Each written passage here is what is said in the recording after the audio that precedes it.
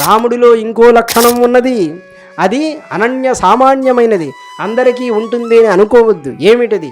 దివ్యాస్త్ర బలాదిజ్ఞ శక్తి విశేష వీర్యం అన్నారు. దివ్యమైనటువంటి అస్త్రాలన్నీ రాముల వారి దగ్గరే ఉన్నాయి.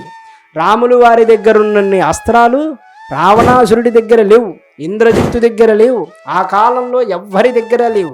అంత శక్తి రాముల వారి దగ్గర ఉన్నది అన్న విషయం మనకు ఎప్పుడు తెలుస్తుంది? తాటకని సంహారం చేయడానికి, విశ్వామిత్రుడు తన యాగాన్ని రక్షించుకోవడానికి కేవలం 12 సంవత్సరాలు కూడా నిండని శ్రీరామచంద్రమూర్తిని దశరథుడి దగ్గర నుంచి పంపించమని అడుగుతాడు. మనకి రామాయణంలో వస్తుంది.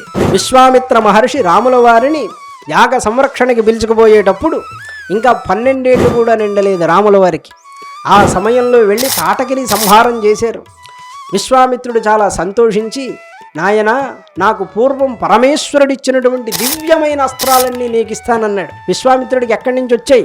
వశిష్ఠుడి మీద చాలా కోపంతో గొడవపడ్డాడు విశ్వామిత్రుడు. మీకు ఈ కథ తెలుసు కదా.